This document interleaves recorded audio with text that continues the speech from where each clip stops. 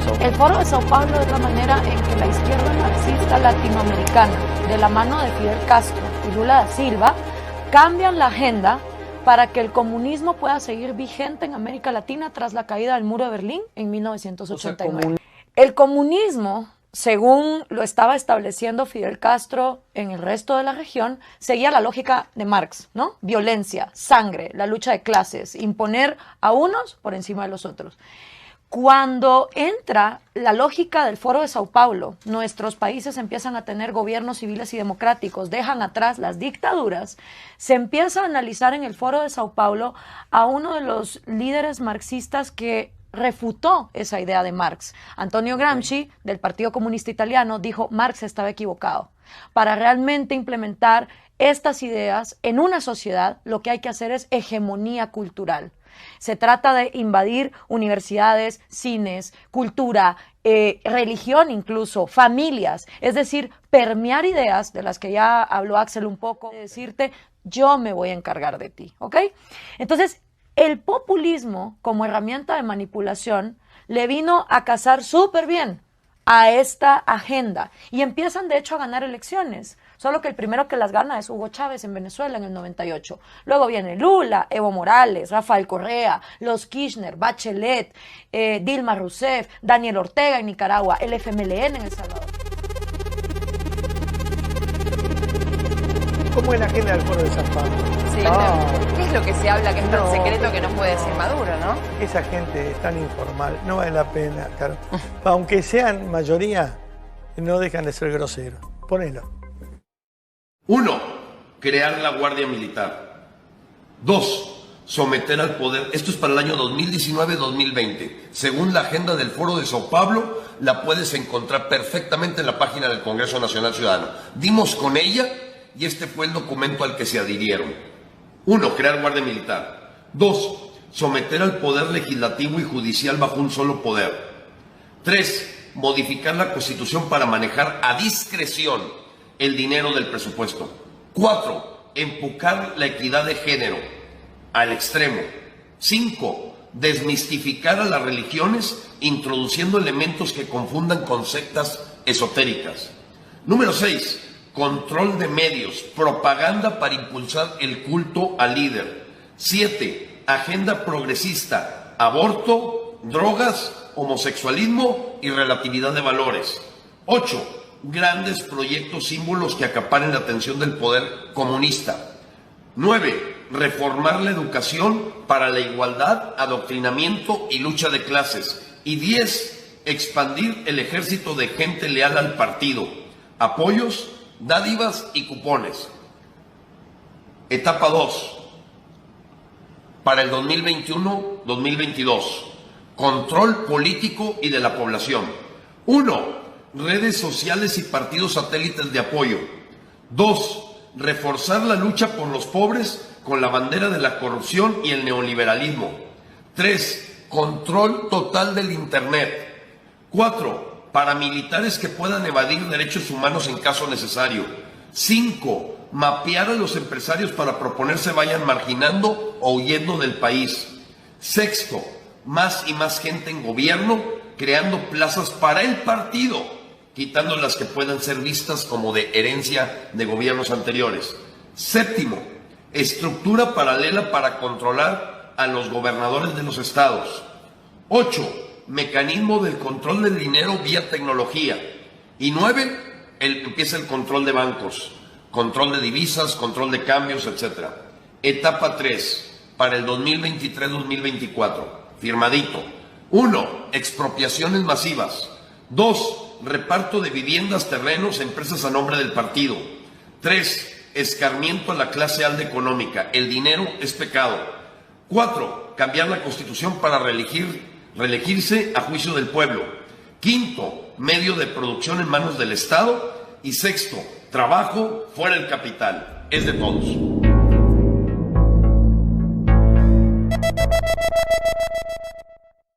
Yo creo que hay dos dimensiones del plan. Te diría, hay uno de largo plazo.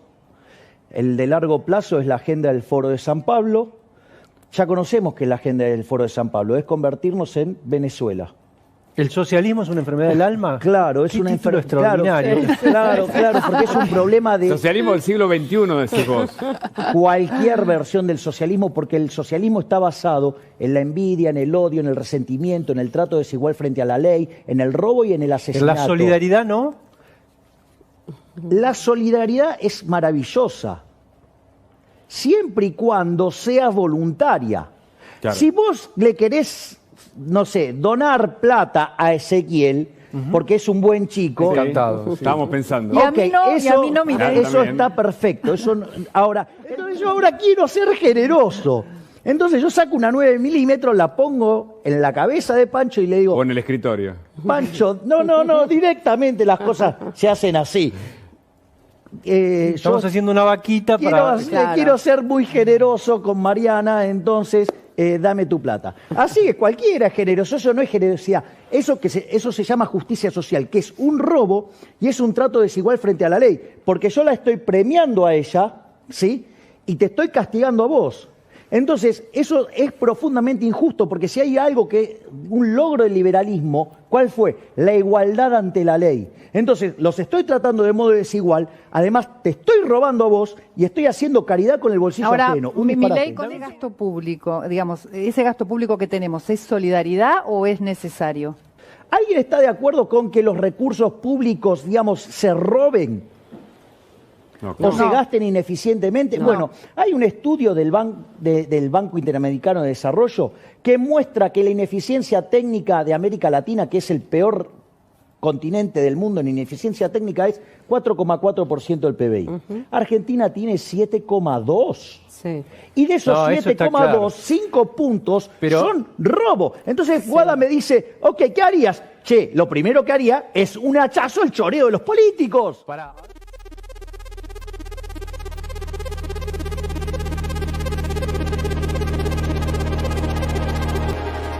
Ya no más riqueza individual ni grupal, sino social. O sea, toda tu platita que lograste con tanto esfuerzo ya no será tuya, sino de todos. Aquí está, en la página 14. La izquierda socialista no renuncia a la riqueza, pero esta debe ser social, no individual ni grupal. Ahí está, en el plan de gobierno, eso dice. Pasan al Estado los recursos estratégicos. ¿Y quién define lo que es estratégico o no? Pues ellos mismos. Página 15. La exclusividad del manejo de algunos recursos estratégicos solo puede ser reservado para el Estado peruano en salvaguarda de los intereses nacionales en materia de economía, soberanía, seguridad, energía, alimentación y otros que lo meriten. Control de todo. Para estimular la inversión privada en vez que las empresas multinacionales se lleven el 70% de las ganancias y dejen el 30% al Estado como es ahora, será al revés. Planteamos invertir la proporción del reparto de utilidades, 20% a favor de la transnacional y 80% a favor del Estado. Van a venir corriendo a invertir, todo el mundo van a querer venir a invertir en el Perú. Estatizar las minas, el gas, el petróleo, las hidroeléctricas, las comunicaciones y en otros casos nacionalizar. ¿Cuál es la diferencia? No se preocupen, cuando llegue el momento ni van a notar la diferencia porque nada va a funcionar. Para que no les quede ninguna duda, declara que el Estado será un Estado interventor, planificador, innovador, empresario y protector. ¿Y quién nos protege del protector? Este titular de gestión lee así. Según el Instituto Peruano de Economía, Cajamarca ha recibido 3.600 millones en canon minero en los últimos 10 años, pero tiene 16 de los distritos más pobres del país. Siempre los ha gobernado la izquierda, ojo, desde Goyo Santos hasta Mesías Guevara, del ala socialista de Acción Popular. Entonces, ¿la culpa es de Lima? ¿La culpa es de las minas que entregan esa enorme cantidad de dinero al Estado? ¿O es culpa de las gestiones deficientes y corruptas que ha padecido Cajamarca, la mayoría de ellas de izquierda? El plan de gobierno de Perú Libre dice literalmente que van a controlar los medios de comunicación como radio, TV. Casa donde Guzmán llegaba a 2000 y ahí se había llevado a cabo el primer congreso Se encontró una especie de museo y mucha documentación. Ese tipo de golpes era contundente para Sendero. Ellos sentían el golpe.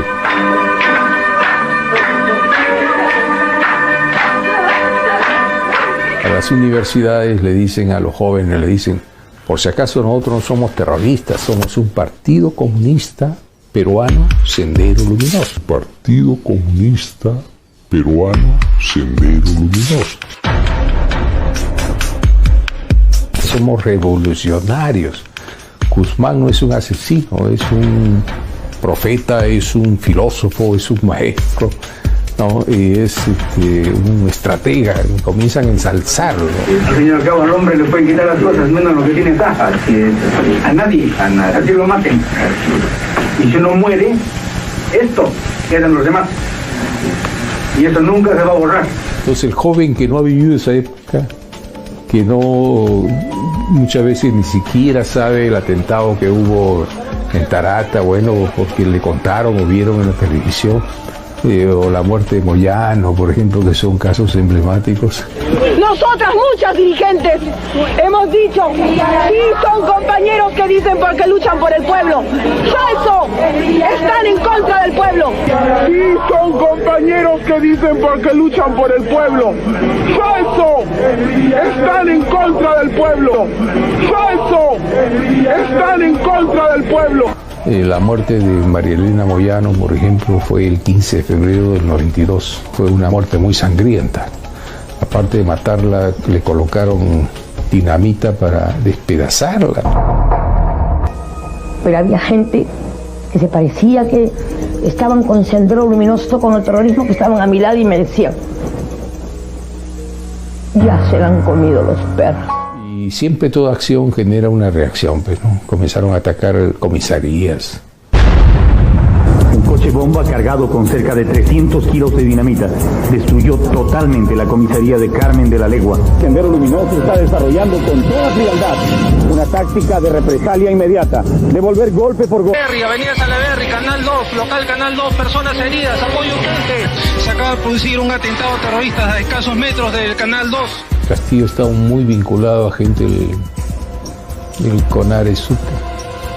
Ellos son muy discriminatorios, ¿sabes? El senderista así nomás no se junta con otro. Entonces, haberlo nombrado como presidente del Comité de Lucha el año 2017 quiere decir que ya tenía alguna vinculación. Si Pedro Castillo ha dicho que va a indultarlo a Antauro Humala, en política no hay puntada sin hilo. Si hay un compromiso con los etnocaceristas, también pueden haber compromiso con los otros grupos. El Movadef, por ejemplo. No se sabe cuál es el compromiso que él tiene. ¿Qué cosa quiere el Movadef a partir de ese plan de construcción, ¿no? Pues ellos dicen política fundamental, la amnistía general y la reconciliación nacional, que se traduce en que todos los presos o prisioneros de guerra, que ellos se le llaman a los que están presos por terrorismo, salen libres. Salen libres. Pero el populismo que actualmente estamos viviendo en América Latina sí tiene una fecha de nacimiento, y es el Foro de Sao Paulo en 1990. ¿Por qué? Porque en el momento en que Fidel Castro es exitoso y trae el comunismo por primera vez a América Latina en 1959, el resto de países latinoamericanos lo que hicieron fue un copy-paste de guerrillas marxistas. Guerrillas en Guatemala, en El Salvador, en Nicaragua, el APRA en Perú, en Uruguay, donde participó Mujica, guerrillas en Argentina y, por supuesto, la guerrilla más multimillonaria de todas, las FARC en Colombia. Venían financiadas por la Unión Soviética con el entrenamiento cubano. Resulta que se cae el muro de Berlín y la Unión Soviética se desploma y ya no hay mama soviet que pague dinero para las Kalashnikov, para los bombazos, para los secuestros, para todo lo que requiere un armamento guerrillero y enfrentarse contra el gobierno. Fidel Castro se empezó a dar cuenta que la Unión Soviética estaba colapsando desde 1987 y empieza entonces a ver cuál va a ser la estrategia para postergarse en el poder, porque Cuba es una isla que necesita recursos que vengan de afuera. Y si no iba a estar la Unión Soviética, ¿cómo iba a sobrevivir Castro en el poder? Entonces, busca a un joven marxista, sindicalista, apuesto, carismático, súper querido, de una de las naciones más millonarias de América Latina, Lula da Silva, en Brasil. Y le dice, oye Lula, aquí va a haber un problema, porque la Unión Soviética va a colapsar. ¿Cómo vamos a hacer para seguir llegando al poder? Y organizan en el año 1990 en Sao Paulo, Brasil, el primer foro de Sao Paulo. ¿Qué significaba esto? Que si tú eras comunista, en lugar de agarrar un fusil e irte a la montaña, podías formar tu partido, presentarte a elecciones y que la gente te votara. Hay un pequeñito problema. ¿Cómo hacemos para que la gente vote por comunismo en pleno año 90, cuando acaba de desplomarse el muro de Berlín y estamos descubriendo que 100 millones de seres humanos han muerto víctimas del comunismo? No se trata de andar matando gente, ni de irse al monte en una guerrilla. Aquí de lo que se trata es de hegemonía cultural. O sea, lavar cabezas. Lo que tienen que hacer los comunistas es lavar cerebros. ¿Lavarlos dónde? En el cine, en el teatro, en la música, en la escuela, en la iglesia, en la casa, en la familia, en las conversaciones, en las tertulias, en los clubes de lectura, en lo que se lee. Y ahí es donde el populismo, es decir, hablar de cosas gratis, cuando gratis no hay nada en esta vida, alguien lo tiene que producir, hasta el día que no se empiecen a crecer hospitales en los árboles, ¿sí? Dividir a la sociedad con odio, acabar con las instituciones y todo el manual que ya don Gustavo nos habló. El primer presidente que ponen en el poder es Hugo Chávez, lo cual es una excelente noticia para Cuba, porque justamente el peor periodo de hambre y miseria que los cubanos han vivido es de 1990 a 1998, el famoso periodo especial. Y hasta que no entró el petróleo venezolano a reemplazar a mamá soviética, los cubanos estaban muy mal. Y ahora que el petróleo se desplomó, próxima parada, Colombia, porque el dinero de las drogas de las FARC es un excelente reemplazo del petróleo. Estos socialistas no piensan en décadas, piensan en siglos y están actuando por siglos.